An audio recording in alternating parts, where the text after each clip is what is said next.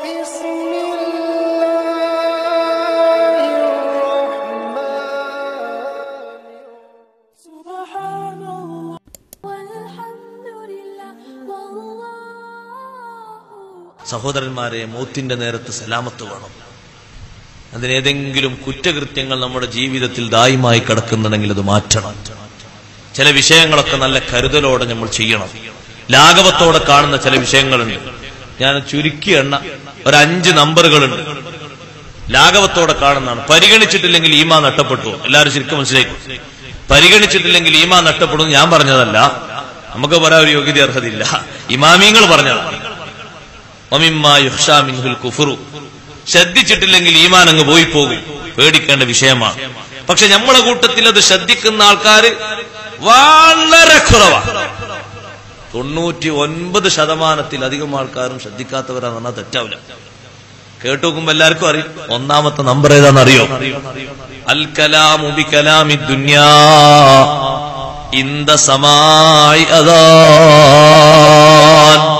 ജീവിതത്തിൽ ഇനി ഉണ്ടായി പോകരുത് ബാങ്ക് കേൾക്കുന്ന നേരത്ത് ഭൗതിക സംസാരം സംസാരിക്കൽ. ഈമാൻ നഷ്ടപ്പെടുത്തുന്ന കാര്യമാണ്. അല്ലാഹ് കാത്തുരക്ഷിക്കട്ടെ. ബാങ്ക് കൊടുക്കുമ്പോ ഫോൺ വന്നാൽ നമ്മൾ അറ്റൻഡ് ചെയ്യോ? അതന്നെയല്ലേ ഇപ്പൊ പണി. ബാങ്കൊക്കെ എവിടെ പരിഗണിക്കുന്നവരെത്ര? പഴയ കാലത്തൊക്കെ ബാങ്ക് കൊടുക്കും. പഴയ കാലത്തൊക്കെ പള്ളിന്റെ മുന്നിലൂടെ ഒരു അനൗൺസ്മെന്റ് പോകുകയാണെങ്കിൽ എല്ലാ ജാതിക്കാരും മതക്കാരും പള്ളി അടുത്തെത്തുമ്പോ അനൗൺസ്മെന്റ് നിർത്തുകയും അല്ലേ? പിന്നെ പള്ളി കഴിഞ്ഞിട്ടാ തുടങ്ങുക. കാരണം പള്ളിയിൽ ഓതുന്നോ നമസ്കരിക്കണോ ആരെങ്കിലും ഉണ്ടാവുന്നത് ഇപ്പോഴോ? കാരണം നമ്മൾ ആദ്യം ചെയ്തു കൊടുത്തു. പള്ളി കണക്കാ, പത്രാസും കണക്കാണ് ചെയ്തു. ഇത് പിന്നെ അവരും ചെയ്തു. എന്ത് പറയാനാ? ബാങ്ക് കൊടുക്കുമ്പോ ഭൗതിക സംസാരം സംസാരിച്ചാൽ ഈമാൻ പോയി പോകും. അത് കരുതേണ്ട ഒരു വിഷയമാണ്. ചില്ലറ കാര്യമില്ല, വലിയൊരു വിഷയമാണ്. ഫോണ് വന്നാൽ അവിടെ നിന്നോട്ടെ, അതിലുണ്ടാവുമല്ലോ നമ്പറൊക്കെ. ബാങ്ക് കഴിഞ്ഞിട്ട് വിളിച്ചാൽ പോരെ? എത്ര തിരക്കുള്ളതാണെങ്കിലും അത് നമ്മൾ ശരിക്കും മുറുകെ പിടിക്കണം. എന്താ വിഷയം എന്നറിയോ? എന്റെ ഉസ്താദെ, ബാങ്കിനെങ്ങനെ പരിഗണിക്കാൻ കാരണം? ആ ബാങ്കിലെ ഏറ്റവും അധികം പറയുന്ന വാചകം അറിയോ? അല്ലാഹ്. ജലാലത്തിന്റെ ഇസ്മല്ലേ അതിലേറ്റവും ഉള്ളത്. ഹയ്യാൽ സ്വലാ ഹയ്യാൽ ഫലാ മാറ്റി വെച്ചാല് ബാക്കി എല്ലാ കലിമകളിലും ഉണ്ട് അല്ലാഹ്. ആ അല്ലാഹുവല്ലേ തുടക്കം നമ്മൾ കേട്ടത്. ലാസ്റ്റും ചൊല്ലേണ്ടത് ലാ ഇലാഹ ഇല്ലല്ലാഹ്. ബാങ്ക് കൊടുക്കുമ്പോ അങ്ങനെ ഭൗതിക സംസാരം സംസാരിച്ചാല് മോശമല്ലേ? ഹദീസിൽ തന്നെ പഠിപ്പിക്കപ്പെട്ടിട്ടില്ലേ? ഹബീബ് റസൂലുള്ളാഹി സ്വല്ലല്ലാഹു അലൈഹി വസല്ലം നിങ്ങൾ പഠിപ്പിച്ചു തന്നല്ലോ, മൻ തകല്ലമ ഇൻദൽ അദാൻ. ബാങ്ക് വിളിക്കുന്ന സമയത്ത് ഒരാള് ഭൗതിക സംസാരം സംസാരിച്ചാൽ യതലജിലജു ലിസാനുഹു ഇൻദൽ മൗത്ത്. മരിക്കുന്ന നേരത്ത് അവന്റെ നാവ് ഇങ്ങനെ പിടച്ചു കളിക്കും. കലിമ ചൊല്ലാൻ ഓർമ്മയുണ്ട്, പക്ഷേ ചൊല്ലാൻ കിട്ടൂല. നാവ് പടച്ചു പോകും, തത്തിക്കളിച്ചു പോകും. ചൊല്ലാൻ അവന്റെ നാവിന് ഉറപ്പ് വരൂല. ബാങ്ക് കൊടുക്കും. നമ്മളെ കുട്ടികളെ ശീലിപ്പിക്കും. ചെറുപ്പത്തിൽ നമ്മുടെ കുട്ടികളെ നമ്മൾ ശീലിപ്പിക്കും. മോനെ മിണ്ടരുത്, ബാങ്ക് കൊടുക്കണ്ടെന്ന് പറയും. അപ്പൊ നമ്മളെ കുട്ടി ബാങ്ക്, കുട്ടിക്ക് ബാങ്ക് എന്താ തിരിയാനായിട്ടില്ല. കുട്ടി ശരി ബാങ്ക്. വാപ്പ പറഞ്ഞു ബാങ്ക് കൊടുക്കുന്നുണ്ട്, ബാങ്ക് ഉണ്ടണ്ട. പിന്നെ വാപ്പ സംസാരം നമ്മുടെ കുട്ടി നോക്കുകയാണ്. ബാങ്ക് കൊടുത്തതിന് ശേഷം ദുആ കഴിഞ്ഞതിന് ശേഷം വാപ്പ സംസാരം, കുട്ടി സംസാരിക്കാം. ഇതിങ്ങനെ തുടർന്നു പോരുന്നതിനിടക്ക് ബാങ്ക് കൊടുക്കുമ്പോ ഒരു ദിവസം കാര്യഗൗരവമുള്ള വിഷയങ്ങൾ നമ്മളിങ്ങനെ സംസാരിക്കുമ്പോ ഈ കുട്ടി വന്നിട്ട് പറഞ്ഞു വാപ്പ ബാങ്ക് കൊടുക്കുന്നുണ്ട്. അപ്പൊ നമ്മൾ ഉറപ്പാടുന്നു അതാ അടക്കണേ. കുട്ടിന്റെ കൽവ് നീ എല്ലാ ബഹുമാനവും പോയി. അങ്ങനെ കുട്ടി മനസ്സിലാക്കി ഇങ്ങനെ വല്ല കാര്യഗൗരവമുള്ള വിഷയങ്ങളും പറയുകയാണെങ്കിൽ ബാങ്ക് പ്രശ്നമല്ല. അതല്ലേ ഇപ്പൊ ഒച്ചട്ടിന്റെ അർത്ഥം? അതല്ലേ ഇപ്പൊ വാപ്പ കണ്ണു നിട്ടു നോക്കിന്റെ അർത്ഥം? പോയി, ബഹുമാനം പോയി. പിന്നെ ആ ബഹുമാനം കൽവിൽ കുടികൊള്ളാൻ വലിയ പല. നിങ്ങൾ ആലോചിച്ചു, ബാങ്ക് ചില്ലറ കാര്യമാണ്. അതുകൊണ്ട് ബാങ്കിനെ നന്നായി ബഹുമാനിക്കണം. ജലാലത്തിന്റെ ഇസ്മിന്റെ ബഹുമാനം വലിയൊരു ബഹുമാനാണ്. അല്ലാഹ് അല്ലാഹ്, വലിയൊരു ബഹുമാനമുള്ള വാചകമല്ലേ ആ വാക്ക് തന്നെ. അല്ലാഹ് അല്ലാഹ് എന്നുള്ള വാക്കിന് എത്ര വലിയ ബഹുമാനമുള്ളതാണ്. അത് ആവർത്തിച്ച് പറയുന്ന, ആവർത്തിച്ച് കേൾക്കുന്ന ഒന്നാണ് ബാങ്ക്. ആ ബാങ്ക് വിളിക്ക് നമ്മൾ നല്ല ബഹുമാനം കൽപ്പിക്കണം. നമ്മളെ പഴയ കാലത്ത് നിങ്ങൾ ആലോചിച്ച് നോക്കി, പഴയ കാലത്ത് ഹൗലുങ്കരയില് ബാങ്ക് കൊടുക്കുന്ന സമയത്ത് ഉദു കൊടുക്കാൻ പറ്റുന്ന ആൾക്കാരെ ശ്രദ്ധിച്ചു നോക്കിയിട്ടുണ്ടോ? ബാങ്ക് കഴിഞ്ഞിട്ടേ ഒരു ഉദു കൊടുക്കുള്ളൂ. അതെന്തിനാ? പൂർണ്ണമായിട്ട് ഉത്തരം പറയണം. അങ്ങനെ വേണമെന്നുണ്ടോ? ഉദു കൊടുക്കുമ്പോഴും ജവാബ് അറിയാലോ. പക്ഷെ അതിനൊരു തടസ്സമാകണ്ട, ബാങ്ക് കഴിഞ്ഞോട്ടെ, എന്നിട്ട് റാഹത്തില് അല്ലാഹുമ്മ റബ്ബ ഹാദി ദഅവത്തൊക്കെ ചൊല്ലിയിട്ട് കണ്ട് ഉദു കൊടുക്കാന്ന് കേട്ടു. അങ്ങനെയാണ് അവർ ഉദു കൊടുക്കാൻ പോകുന്നത്. അപ്പൊ ഒരു ജവാബും മുടങ്ങരുത് എന്നാണ് അവരെ മനസ്സിലുള്ള ധാരണ. അത് വലിയ ഷറഫുള്ള കാര്യമാണ്, വലിയ ശ്രേഷ്ഠതയുള്ള കാര്യമാണ്. ബാങ്ക് കൊടുക്കുമ്പോ ഭൗതിക സംസാരിക്കാൻ പാടില്ല. അത് വലിയൊരു വീക്ക്നെസ്സാണ്. ഈമാൻ അങ്ങ് പോയി പോകും. ഹാറൂൺ റഷീദിന്റെ ഭാര്യ മരണപ്പെട്ടു. രാജാവാണ് ഹാറൂൺ റഷീദ്. മരണപ്പെട്ട ശേഷം ഭാര്യയെ ബന്ധുക്കൾ സ്വപ്നത്തിൽ കണ്ടു. ഭാര്യ എങ്ങനെ ഇരിക്കുന്നു കാര്യങ്ങള്, നല്ല പച്ചപ്പട്ട് വിരിച്ചിട്ട്, പച്ചപ്പട്ടാണ് മിൻ ഖുദുരിൻ സുന്ദുസിൻ വ ഇസ്തബ്റഖ്, പച്ചപ്പട്ടാണ് സ്വർഗത്തിലെ വസ്ത്രം. പച്ചപ്പട്ട് വിരിച്ചിട്ട് ഇങ്ങനെ ഇരിക്കുന്നുണ്ട് ഹാറൂൺ റഷീദിന്റെ ഭാര്യ, രാജാവിന്റെ ഭാര്യ. അപ്പൊ ചോദിച്ചു, നിങ്ങൾക്ക് ഇത്ര വലിയ സ്ഥാനം അല്ലാഹുത്താല തരാന് ഏറെ അല്ലാഹുത്താല പരിഗണിച്ച കാര്യം എന്താണ്? അപ്പൊ ഹാറൂൺ റഷീദിന്റെ ഭാര്യ പറയുന്നത്, എന്റെ വീട്ടിൽ ഒരു ദിവസം രാത്രി വൈകുന്നേര സമയത്ത് മഗ്രിബിന് ശേഷം സാധാരണ എന്റെ മുന്നിൽ പാട്ടുപാടി സുഖിപ്പിക്കുന്ന പാട്ടുകാര് വന്നു. ദഫ് മുട്ടാനുള്ള ദഫുകളൊക്കെ അവർ ഒരുക്കി വെച്ചു. മുട്ടാൻ വേണ്ടി ഇങ്ങനെ ഒരുങ്ങുമ്പോ, പാടാൻ വേണ്ടി ഒരുങ്ങുമ്പോ ഒരു ഭാഗത്തുനിന്ന് വാങ്കുവിളി വന്നു. വാങ്കുവിളി വന്നപ്പോ ഞാൻ അവരോട് പറഞ്ഞു, നിങ്ങൾ മുട്ടരുത്, നിങ്ങൾ പാടരുത്. അള്ളാഹുവിലേക്ക് വിളിക്കുന്ന വിളിയാളം വാങ്കുവിളി വരുന്നുണ്ട്. നിങ്ങളത് കഴിയുന്നത് വരെ ഒന്നും സംസാരിക്കരുത്. ഇത് അള്ളാഹു പരിഗണിച്ചു. ഈമാനിന്റെ ഏറ്റവും പ്രധാനപ്പെട്ട ഘടകം എന്താ? അത് ബഹുമാനമാണ്. ഏറ്റവും പ്രധാനപ്പെട്ട ഘടകം ബഹുമാനം. ഖുർആൻ തന്നെ പറഞ്ഞ അങ്ങനെയല്ലേ, ഉമയ്യു അള്ളിം ശആഇറല്ലാഹി ഫഇന്നഹാ മിൻ തഖ്വൽ ഖുലൂബ്. അള്ളാഹുവിന്റെ അടയാളങ്ങളല്ലേ, അള്ളാഹുവിലേക്ക് വിളിക്കുന്ന വിളിയാളമല്ലേ വാങ്കുലി. അതിനെ ബഹുമാനിച്ചാല് ഖൽബിൽ തഖ്വയുണ്ട് എന്നുള്ളതിന് ഉറപ്പാ, സംശയിക്കണ്ട. ഖൽബിൽ ഈമാൻ ഉണ്ട് എന്ന് ഉറപ്പാ. അപ്പൊ ആ ഒരു ഈമാൻ നമ്മളിൽ നിലനിൽക്കണം. അള്ളാഹു തൗഫീഖ് നൽകുമാറാകട്ടെ. ഒരിക്കലും സഹോദരന്മാരെ, സംസാരിക്കുന്ന ഒരാളെ കണ്ടാൽ നമ്മൾ ആംഗ്യം കാണിച്ച് സംസാരിക്കരുത്, വാങ്ങുകൊടുക്കണ്ട്.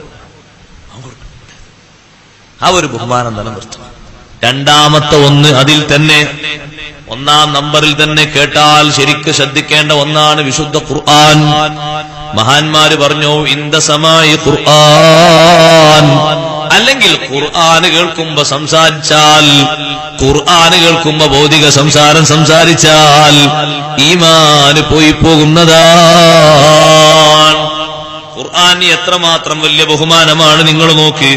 ഒരു ആലിമ് വരുമ്പോ, ഒരു സയ്യിദ് വരുമ്പോ എണീറ്റ് നിൽക്കൽ സുന്നത്താണല്ലോ, സുന്നത്തുണ്ട്. അങ്ങനെ ബാപ്പ വരുമ്പോ മക്കൾ എണീറ്റ് നിൽക്കൽ സുന്നത്തുണ്ട്, ഉമ്മ വരുമ്പോ മക്കൾ എണീറ്റ് നിൽക്കൽ സുന്നത്തുണ്ട്, ഭർത്താവ് വരുമ്പോ ഭാര്യ എണീറ്റ് നിൽക്കൽ സുന്നത്തുണ്ട്, യത്തീം കുട്ടി വരുമ്പോ യത്തീം കുട്ടിനെ ബഹുമാനിച്ചിട്ട് എണീറ്റ് നിൽക്കൽ സുന്നത്തുണ്ട്.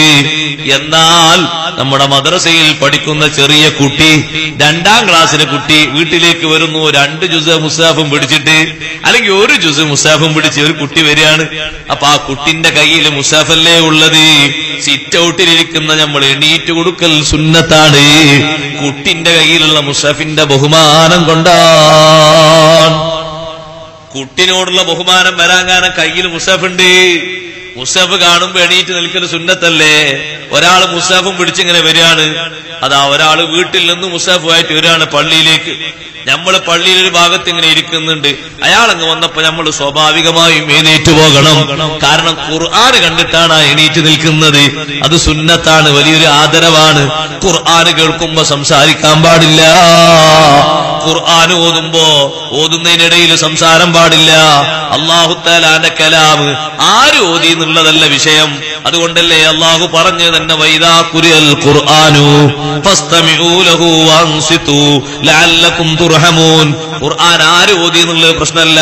ടേപ്പ് റെക്കോർഡ് ഓതിയാലും ശരി, മൊബൈൽ ഓതിയാലും ശരി, കമ്പ്യൂട്ടർ ഓതിയാലും ശരി, തത്ത തന്നെ ഖുർആൻ ഓതിയാലും ശരി.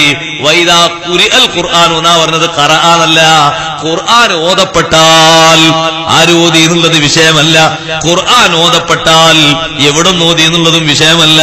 ഫസ്തമിഊ ലഹു വൻസിതു, അത് കേട്ടാ ചെയ്യേണ്ടത് സാഗൂതം ശ്രവിക്കണം, ഒന്നും മിണ്ടാൻ പറ്റൂല. ഖുർആൻ ഖുർആനോത്ത് തീർന്നിട്ടല്ലാതെ പിന്നൊന്നും സംസാരിക്കാൻ പാടില്ല. അതൊരു വലിയ ബഹുമാനമാണ്. അതുകൊണ്ടല്ലേ നിങ്ങൾ ആലോചിച്ചു നോക്കൂ, ഹബീബ് റസൂലുള്ളാഹി സ്വല്ലല്ലാഹു അലൈഹി വസല്ലം നിങ്ങൾ ഖുർആന്റെ വഹി ഇങ്ങനെ ഓതുമ്പോ അത് കേൾക്കുന്ന പുതിയ പുതിയ ആൾക്കാരൊക്കെ ഓടി വന്നിട്ട് കൈപിടിച്ചിട്ട് വിശ്വസിക്കാം. അപ്പൊ എന്ത് ചെയ്തു എന്നറിയോ? അവിടെയുള്ള സത്യനിഷേധികളായ ആൾക്കാർക്ക് തോന്നി ഈ ഖുർആൻ കേട്ടിട്ടാണല്ലോ ഇപ്പൊ ഇവരൊക്കെ ഇങ്ങനെ പോണത്. അപ്പൊ അവര് പറഞ്ഞു, ലാ തസ്മഉ ലി ഹാദൽ ഖുർആൻ, ഖുർആൻ കേൾക്കരുത് കേട്ടോ. കുറെ ആൾക്കാർക്ക് കാതിൽ വെക്കാൻ പഞ്ഞു കൊടുത്തു. ആളുകള് കാതിൽ വെക്കാൻ പഞ്ഞു കൊടുത്തു. മക്കയിലേക്ക് വന്നപ്പോ കാതിൽ വെക്കാൻ പഞ്ഞ് അത്ര തേച്ചാണ് കൊടുക്കല്ല, കേൾക്കാതിരിക്കാൻ. ആ പഞ്ഞ് കിട്ടിയ ഒരു മഹാനാണ് ബഹുമാനപ്പെട്ട തുഫൈൽ ബിൻ അംർ റളിയല്ലാഹു അൻഹു. മക്കത്തിന്റെ ബൗണ്ടറി കത്തി മുമ്പിൽ പഞ്ഞാണ് കൊടുത്തു, കാതിലാണ് വെച്ചു കൊടുത്തു, 2 കാതിൽ. എന്തിന്? ഖുർആൻ കേൾക്കത് കേട്ടാൽ കൂടിപ്പോകും. കുറച്ചു കാലൊക്കെ ഈ പഞ്ഞിങ്ങനെ വെച്ചിട്ട് പിന്നെ ഒരു പഞ്ഞാണ് എടുത്തിട്ട് പോലെ നിങ്ങൾ ഖുർആൻ ഒന്ന് കേട്ടപ്പോ വിശ്വസം ചെയ്തു. കണ്ടോ? അപ്പൊ അവരെ തീരുമാനാണ്, ലാ തസ്മഉ ലി ഹാദൽ ഖുർആൻ, ഈ ഖുർആൻ നിങ്ങൾ കേൾക്കരുത്. അഥവാ കേട്ടാ വൽഗൗ ഫീഹി, അപശബ്ദങ്ങൾ ഉണ്ടാക്കണം, നിങ്ങൾ അപശബ്ദങ്ങൾ ഉണ്ടാക്കണം. ഇതാരെ പണിയാണ്? വഖാലല്ലദീന കഫറൂ, സത്യനിഷേധികളെ പണിയാണ്. ഖുർആൻ കേൾക്കരുത്, കേട്ടാൽ നിങ്ങൾ അപശബ്ദം ഉണ്ടാക്കണം. ഞങ്ങളെ കൽബക്ക് അത് കേറൂലല്ലോ, അത് കേട്ടിട്ട് ആരും കുടുങ്ങൂലല്ലോ. അതുകൊണ്ട് ഖുർആൻ ഓതുന്നിടത്ത് വാള് വെക്കാൻ പാടില്ല, ഖുർആൻ ഓതുന്നിടത്ത് ബുർദ വെക്കാൻ പാടില്ല, ഖുർആൻ ഓതുന്നിടത്ത് സംസാരിച്ചിരിക്കാൻ പാടില്ല. അങ്ങനത്തെവർ വേറൊരു സ്ഥലത്തേക്ക് നീങ്ങണം. ഖുർആനോത്ത് അവിടെ സ്വസ്ഥമായി നടക്കണം.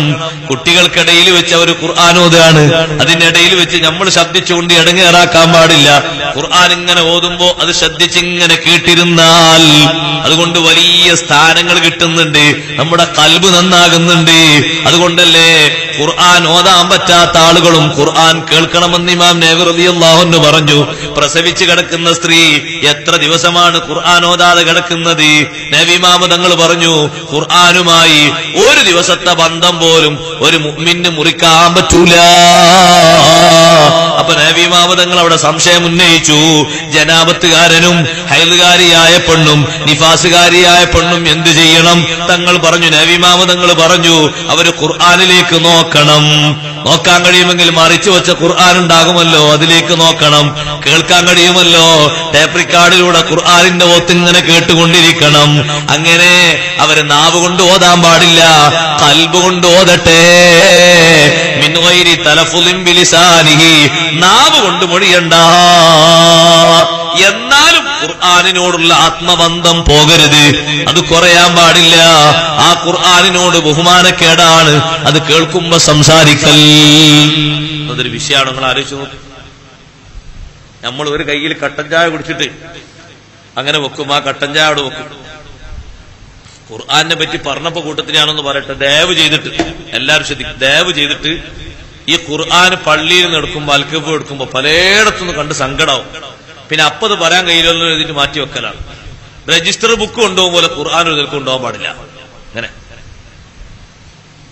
എന്താ തറവാടിനെ കണക്കെഴുതുന്ന ബുക്കാ? പീടികയിലെ പലചരക്കിന്റെ കണക്കെഴുതുന്ന ബുക്കാ? അള്ളാഹുവിന്റെ കലാമാണത്. ഊരയിൽ നിന്ന് മേലോട്ട് പിടിക്കണം, പൊക്കി പിടിക്കണം. ഒരു നിലക്കും നമ്മുടെ ഊരക്കെട്ടിന്റെ തായോട്ട് അള്ളാഹുവിന്റെ ഖുർആൻ പിടിക്കാൻ പാടില്ല. ബഹുമാനമുള്ളൊരു ഇത്തവം പിടിക്കാൻ പാടില്ല. ബഹുമാനക്കേട് വന്നിട്ട് പിന്നെ ഓതിട്ടെന്താ? അതുകൊണ്ടത് മേലോട്ടാ പിടിക്കണ്ടേ. കുറച്ച് നെഞ്ചിനോട് ചേർത്ത് വെച്ചോ, നെഞ്ചൊക്കെ നന്നാകട്ടെ, കൽബൊക്കെ നന്നാകട്ടെ. ഖുർആൻ ഇങ്ങനെ ചേർത്ത് വെച്ചതുകൊണ്ട് ഒരിക്കലും ഇങ്ങനെ പിടിച്ച് നടക്കുന്ന സ്വഭാവം. അൽക്കഫിന്റെ ഏടെടുക്കും വെള്ളിയാഴ്ച, എന്നിട്ട് ഇങ്ങനെ പിടിച്ചു.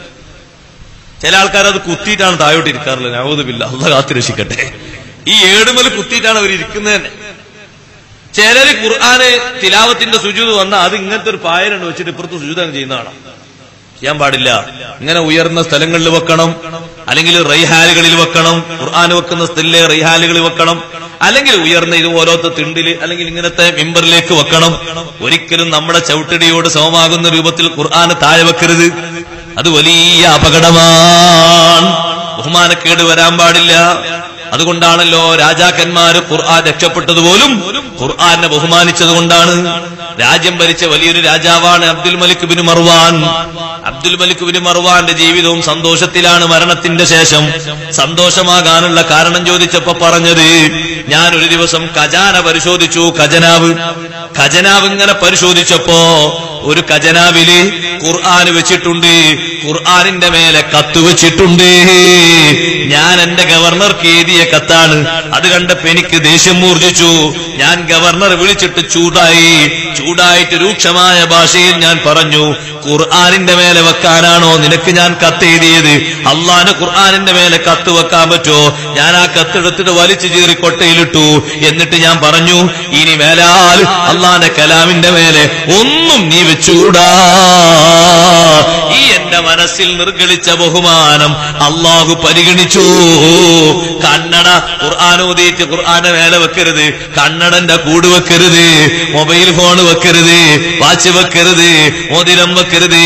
അള്ളാന്റെ ഖുർആന് വെക്കുന്നതിന്റെ മേലെ ഗ്ലാസ് വെക്കരുത്, പ്ലേറ്റ് വെക്കരുത്, വേറെ ഒന്നും വെക്കരുത്. അത് ആലാദറജയിൽ ഉയർത്തി വെക്കേണ്ടതാണ്. ആ സ്ഥലം എപ്പോഴും പൊടി തട്ടി വൃത്തിയാക്കേണ്ടതാണ്. നമ്മുടെ റൂമിന്റെ അടിഭാഗം വൃത്തിയാക്കും പോലെ ഖുർആനിരിക്കുന്ന സ്ഥലം ചെതലരിച്ചിട്ട് അതെങ്ങനെ പൊടി പിടിച്ചിട്ട് മാറാമില കെട്ടിയിട്ട് ചിലന്തി വലയൊക്കെ കെട്ടിയിട്ട് അതൊരു വൃത്തികേടാകുന്ന രൂപത്തിലായാല് അള്ളാഹുവിന്റെ നോട്ടം നമുക്ക് കുറയും, നമ്മുടെ കൽബിലെ ബഹുമാനവും എടുക്കപ്പെട്ടു പോകും. അതുകൊണ്ട് ഖുർആൻ ഓതുന്നിടത്ത് വർത്തമാനം പറയരുത്. ആ ഒരു കണ്ടീഷൻ സ്വീകരിക്കണം. വേറെ അപശബ്ദങ്ങളൊന്നും ഉണ്ടാകരുത്. അങ്ങനെ ഉണ്ടായാലെന്താ? എനിക്കൊന്നും വരാനില്ല, നമ്മളെ ഈമാൻ അങ്ങ് പോകും. ആരാ പറഞ്ഞത്? കർമ്മശാസ്ത്ര പണ്ഡിതന്മാരാണ്. ഈമാന് പോയിട്ട് പിന്നെ ജീവിച്ചിട്ട് കാര്യമുണ്ടോ? അള്ളാഹു നമ്മളെ കാത്തു രക്ഷിക്കട്ടെ. വലിയ ബഹുമാനം സ്വീകരിക്കണം ഖുർആനോട്, വലിയ ബഹുമാനം ആദരവ് സ്വീകരിക്കണം. ചെറിയ ആദരവല്ല. നിങ്ങൾ നോക്ക്, അള്ളാഹുവിന്റെ കലാമിന് എത്രമാത്രം വലിയ ബഹുമാനമാണ്. ആ ബഹുമാനം ആ അർത്ഥത്തിൽ തന്നെ സ്വീകരിക്കണ്ടേ? ചെറിയ അർത്ഥത്തിലല്ലല്ലോ ആ ബഹുമാനം കൽപ്പിക്കേണ്ടത്. സ്വഹാബിമാരൊക്കെ ഏത് രൂപത്തിൽ കൽപ്പിച്ചു? മുഹമ്മദുർ റസൂലുള്ളാഹി സ്വല്ലല്ലാഹു അലൈഹി വസല്ലം തങ്ങൾ യുദ്ധത്തിലെ ശുഹദാക്കൾക്കിടയിൽ ആകെ ഒറ്റ വിഷയം കൊണ്ടാണ് വേർതിരിവ് നടത്തിയത്. ഒറ്റ വിഷയം കൊണ്ട് ശുഹദാക്കൾക്കിടയിൽ വേർതിരിവ് നടത്തിയ ഒറ്റ വിഷയം കൊണ്ടാണ്. എന്താ വിഷയം? തങ്ങൾ ചോദിക്കും, രണ്ടാൾക്കാരെ ഒരു ഖബറിലേക്ക് വെക്കുകയാണെങ്കിൽ ചോദിക്കും, ഇവരെ കൂട്ടത്തിൽ നിന്ന് ആരാണ് കൂടുതൽ ഖുർആൻ ഹിഫ്ലാക്കിയത്? ഇവരെ കൂട്ടത്തിൽ ആരാണ് കൂടുതൽ ഖുർആനോത്തറിയുന്നത്? ആ ഖുർആനോത്തറിയുന്ന ആളെ ആദ്യം മുന്തിച്ചു വെക്കും. പിന്നെയാണ് രണ്ടാമത്തെ ആൾ ഒരു ഖബറിലേക്ക് വെക്കുന്നത്. ഒന്ന് ലഹദിലേക്കാണ്, തുറന്നു വെച്ച ഖബറിലേക്ക്, ഒന്ന് കീറി വെച്ച ഖബറിലേക്കും വെക്കുന്നു. അപ്പൊ മുൻഗണന ഖുർആനുമായി ബന്ധപ്പെട്ടിട്ടാണല്ലോ കൊടുക്കുന്നത്. അതുകൊണ്ട് സഹോദരന്മാരെ, ഖുർആനുമായി ബന്ധപ്പെട്ട് നമ്മൾ ജയിക്കണം. നമ്മൾ പരാജയപ്പെടരുത്. നമ്മുടെ ഈമാൻ നശിച്ചു പോകരുത്. അള്ളാഹുവിന്റെ ഖുർആൻ ഓതുന്നിടത്തും ഖുർആൻ കേൾക്കുന്നിടത്തും അതിന്റെ ബഹുമാനം സ്വീകരിക്കണം. രണ്ടാമത്തെ നമ്പർ നിങ്ങൾ കേട്ടോ, മുഹമ്മദുർ റസൂലുള്ളാഹി സ്വല്ലല്ലാഹു അലൈഹി വസല്ലം നിങ്ങളെ പേര് വെക്കും നമ്മുടെ കുട്ടികൾക്ക്. ഈ സദസ്സിലുണ്ടാവുമല്ലോ മുഹമ്മദ് എന്ന് പേരുള്ളവരൊക്കെ കൈയൊന്നിച്ചാൽ ആരുല്ലേ? അത്ര ഉണ്ട്. അള്ളാഹു തആല കബൂൽ ചെയ്യുമാറാകട്ടെ. നബി തങ്ങൾക്ക് എത്ര പേരുണ്ട്? മുഹമ്മദ്, അഹമ്മദ്, ഹാമിദ്. ഈ മുഹമ്മദ് എന്ന് പേരിട്ടിട്ട് ആ പേര് വിളിച്ചിട്ട് അതിന്റെ അപ്പുറത്തുപുറത്ത് എടാപോടെ വിളിയുണ്ടല്ലോ, അത് പാടില്ല. നബി സല്ലല്ലാഹു അലൈഹി വസല്ലം നിങ്ങളെ പേരിനോടൊപ്പം ശാപത്തിന്റെ ഒരു വാക്ക്, അതേ നമ്മൾ സാധാരണ ഒരു ശാപമായി കാണൂല, എന്റെ വളരെ വലിയ ശാപമുള്ള കാര്യമാണ്. കുറ്റം പറയുന്ന രീതിയിൽ ഒരു എടാ, പോടാ, അല്ലെങ്കിൽ എന്താ ചിത്ര കുരുത്തം കെട്ടവനായത് എന്നുള്ള ആശുർ മുഹമ്മദ് എന്നുള്ള വിളി, നഹൂദുബില്ലാ, അങ്ങനെ വിളിക്കാൻ പാടില്ല. സ്വഹാബിമാരുടെ കൂട്ടത്തിൽ ഒരാൾ തന്റെ മകന് മുഹമ്മദ് എന്ന് പേര് വെച്ചു. നബി സല്ലല്ലാഹു അലൈഹി വസല്ലമയുടെ ഹുബ്ബിന് വേണ്ടി ആ കുട്ടിനെ വിളിക്കുമ്പോ തങ്ങളെ കൽബിൽ ഓർമ്മ വരുമല്ലോ എന്ന് കരുതിയിട്ട്. പക്ഷേ ഒരാൾ ആ പേരിന്റെ കൂടെ എടാ എന്ന് ചേർത്ത് വിളിക്കുന്നത് കേട്ടപ്പോ മകനെ വിളിച്ചിട്ട് മോനോട് പറഞ്ഞു, മോനെ, ഇന്നു മുതൽ നിങ്ങളെ പേര് ഞാൻ മാറ്റി. എന്താ കാരണം എന്ന് ചോദിച്ചപ്പോ അപ്പുറത്ത് വിളിച്ചത് കേട്ടില്ലേ, അത് ബഹുമാനക്കേടിന്റെ വിളിയാണ്.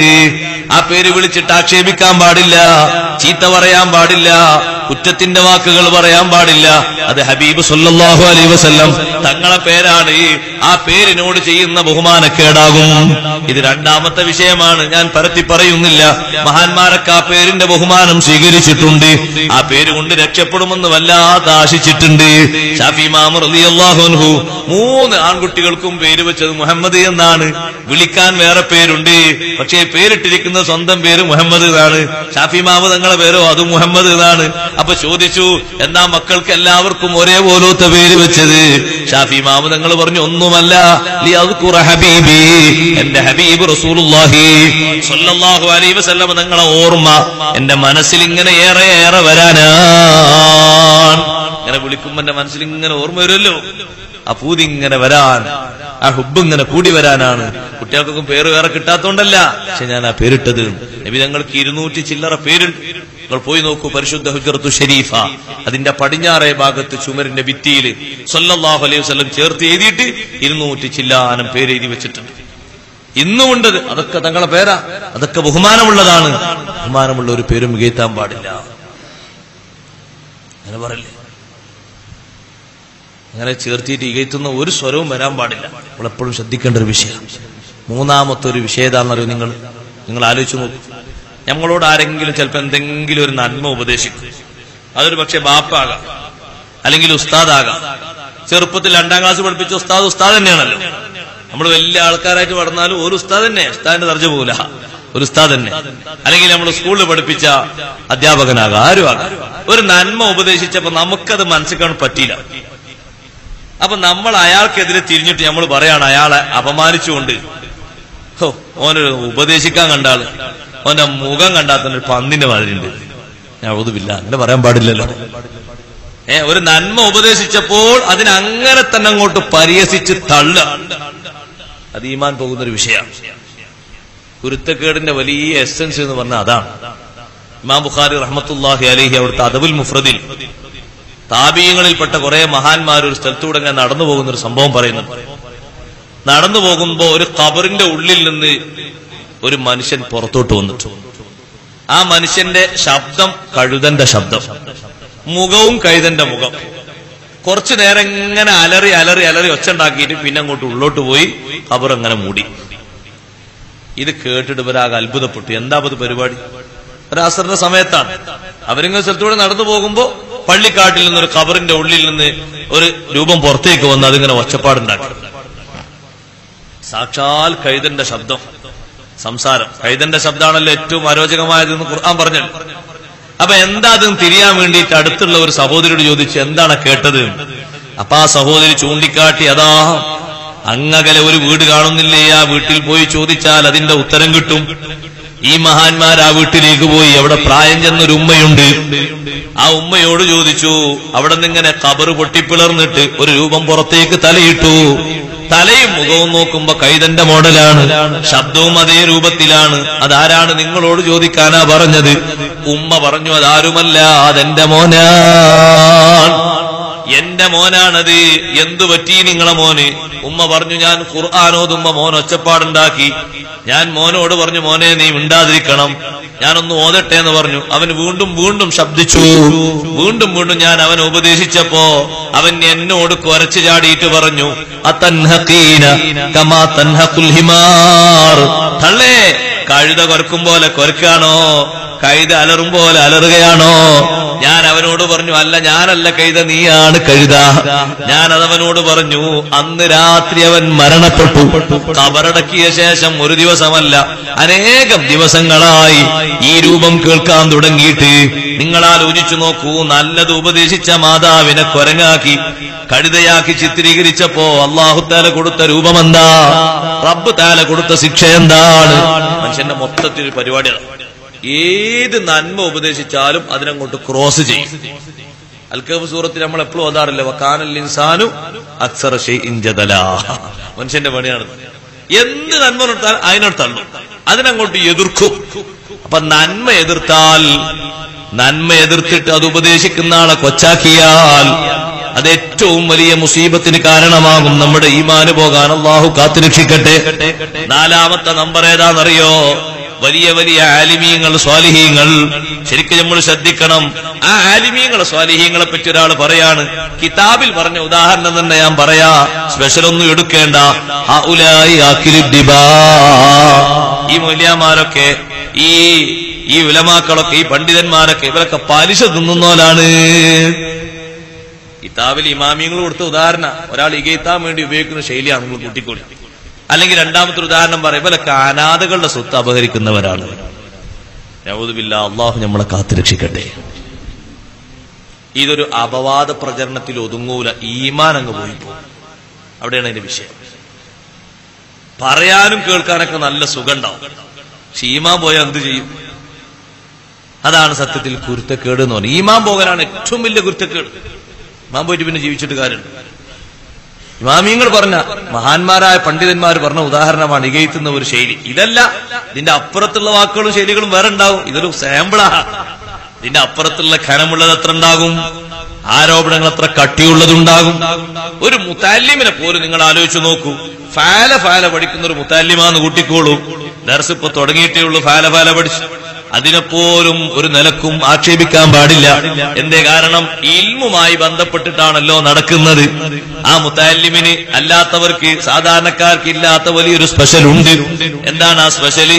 വമലായികുൻ തളഉൽ ജനാഹ ലഹു ഇദാ യസ്ആ ലിദംബി മറാമിഹി മുതഖബ്ബിലാ. മലക്കുകൾ ചിറക് താഴ്ത്തിക്കൊടുക്കുമെന്ന് ഹബീബ് റസൂലുള്ളാഹി സ്വല്ലല്ലാഹു അലൈഹി വസല്ലം നിങ്ങൾ പറഞ്ഞൊരു വിഭാഗമാണ്. അവരെ ഇകയത്താൻ പാടില്ല, നമ്മളെ ഈമാന് പോയി പോകും. അതൊരു ചെറിയ മുത്തല്ലിമല്ലേ, പഠിച്ചു വലിയ മൂല്യമൊന്നായിട്ടില്ലല്ലോ എന്ന് പറയാൻ പാടില്ല. ചെറുതായിട്ട് തന്നെയാണ് എല്ലാവരും വലുതാകല്, ഒറ്റടിക്ക് അങ്ങോട്ട് വലുതാകലല്ല. അപ്പൊ ആ പഠിച്ചു വരുമ്പോഴൊക്കെ വലിയ സ്ഥാനമുണ്ട്. ഈത്താൻ പാടില്ല. ആലിമീങ്ങളെ സ്വാലിഹീങ്ങളെ കൊച്ചാക്കാൻ പാടില്ല. അഞ്ചാമത്തെ നമ്പർ മഹാന്മാര് പറയുന്നു. ഒരാൾ പറയുകയാണ്, വഅന ഉരീദുൽ മാൽ, ഞാൻ സമ്പത്ത് ഉദ്ദേശിക്കുന്നു. സവാഉൻ കാന ഹലാലൻ ഔ ഹറാമാ, ഹലാലായാലും വേണ്ടില്ല ഹറാമായാലും വേണ്ടില്ല, എനിക്ക് പൈസ കിട്ടിയാൽ മതി. അങ്ങനെ പറയാൻ പാടില്ല. അപ്പൊ ഹലാലും ഹറാമും രണ്ടും സമായില്ലേ? ഹലാലിന്റെ നിയമം ഒന്ന് വേറെ, ഹറാമിന്റെ നിയമം ഒന്ന് വേറെ. അപ്പൊ അല്ലാഹു തആലയുടെ വിധികൾക്ക് ഇവന് തീരെ പരിഗണന കൊടുക്കൂല എന്നതിന്റെ അർത്ഥം. അത് വലിയൊരു വിഷയമാണ്. നിങ്ങൾ നോക്കി, ഹറാമിനെ ഹറാമായിട്ട് മനസ്സിലാക്കണം. ഒരാൾക്ക് അങ്ങനെ കിട്ടിപ്പോയി, സംഗതി അങ്ങനെ സമ്പാദിച്ചത് അങ്ങനെ ആയിപ്പോയി, അതയാൾ തൗബ ചെയ്ത് മടങ്ങിയത് വേറെ വിഷയം. അതല്ല ഇപ്പൊ ഞാൻ പറയണേ. പിന്നെയോ ഒരാൾ പറയണ വാക്കെന്താ? ഹറാമോ ഹലാൽ നോക്കിയിട്ട് നിൽക്കാതെ ജീവിക്കാൻ കഴിയില്ല. പൈസ കിട്ടുമ്പോലെ കിട്ടുക, വാങ്ങുമ്പോലൊക്കെ വാങ്ങാം, അങ്ങനെ അറിയാൻ പാടില്ല. ആ പറയുന്ന വലിയ കുറ്റക്കടാ. കിട്ടിപ്പോയി, അങ്ങനെ ആയിപ്പോയി, അത് വേറെ വിഷയം. അത് അല്ലാഹുവിന്റെ പുറത്ത് തന്നെയല്ലേ. അതിന് വേറെ സംഭവങ്ങളൊക്കെ എത്ര ഉണ്ട്. ബഹുമാനപ്പെട്ട സയ്യിദ് അവറുകൾ വരുന്നു. എല്ലാവരും മുന്നോട്ടിരിക്കുക. നമ്മുടെ മജ്‌ലിസ് വളരെ ഭംഗിയില് മഹാനവറുകളുടെ നേതൃത്വത്തിൽ മറ്റൊരുപാട് സയ്യിദന്മാര്, നല്ല നല്ല വ്യക്തിത്വങ്ങൾ, ഉസ്താദുമാരൊക്കെ ഒരുമിച്ച് കൂടിയ സദസ്സാണ്. അള്ളാഹു പൂർണ്ണാർത്ഥത്തിൽ സ്വീകരിക്കുമാറാകട്ടെ. ഈമാനിന്റെ സലാമത്തിന് വേണ്ടി എല്ലാവരും പ്രാർത്ഥിക്കുകയും പ്രവർത്തിക്കുകയും വേണം. ഞാനിപ്പോൾ പറഞ്ഞ 5 വിഷയങ്ങളും കർമ്മശാസ്ത്ര പണ്ഡിതന്മാർ നമ്മെ ഓർമ്മപ്പെടുത്തിയതാണ്. നമ്മൾ ജീവിതത്തിൽ നിർബന്ധമായും അത് പാലിച്ച് നമ്മുടെ ഈമാൻ നഷ്ടപ്പെടാത്ത രൂപത്തിൽ ജീവിച്ച് അള്ളാഹുവിന്റെ പൊരുത്തത്തിലായി വലാ തമൂതുന്ന ഇല്ലാ വഅൻതും മുസ്ലിമൂൻ എല്ലാ വെള്ളിയാഴ്ചയും നമ്മൾ കേൾക്കുന്ന വസിയത്താണ്.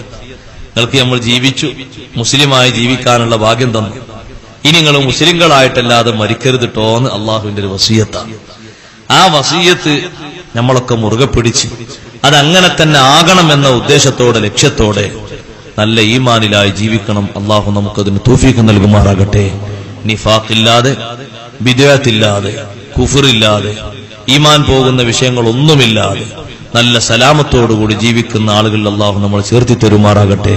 വാക്കുകളും പ്രവർത്തികളും പ്രവർത്തനങ്ങളും ചിന്തകളുമൊക്കെ ആ വിഷയത്തിൽ രൂപപ്പെടുത്തിയെടുത്ത് നമ്മുടെ ഈ ഖുതുബിയ്യത്ത് സദസ്സ് അതിനൊക്കെ വലിയ ഒരു കാരണമാണ്. ഖുതുബിയ്യത്ത്, ഹദ്ദാദ്, അതൊക്കെ ഈമാൻ നിലനിൽക്കാൻ വലിയൊരു കാരണമാണ്. കാരണം മഹാന്മാരായ ആളുകൾ അവര് സ്വീകരിച്ചു തന്ന വഴി മഹാന്മാരെ വിളിക്കുകയും അനുസ്മരിക്കുകയും അവരെ വിളിച്ചതിന് ശേഷം അള്ളാഹുവിനോട് പ്രാർത്ഥിക്കുകയും അതിലൊരുപാട് മുഅ്മിനീങ്ങൾ ആമീൻ പറയുന്ന സദസ്സിൽ സംബന്ധിക്കുകയും ചെയ്യുമ്പോൾ തികച്ചും നമുക്കൊരു മാറ്റത്തിനതൊരു കാരണമാണ്. നന്നാകാനും ഉയർച്ചക്കും നമ്മുടെ ഈമാനിന്റെ വളർച്ചക്കുമൊക്കെ അല്ലാഹു തആല ഈ സദസ്സുകൾ കാരണമാക്കി തരുമാറാകട്ടെ. നമ്മുടെ ദുആ ഉത്തരം കിട്ടുന്ന സദസ്സുകളിൽ അല്ലാഹു ഈ സദസ്സ് പെടുത്തുമാറാകട്ടെ എന്ന് ഓർമ്മപ്പെടുത്തി ദുആ കൊണ്ടറിയിച്ചുകൊണ്ട് ഞാൻ എന്റെ വാക്കുകൾ ഉപസംഹരിക്കുന്നു. വാഖിറു ദഅവാനാ അൽഹംദുലില്ലാഹി റബ്ബിൽ ആലമീൻ. അസ്സലാമു അലൈക്കും വറഹ്മത്തുള്ളാഹി.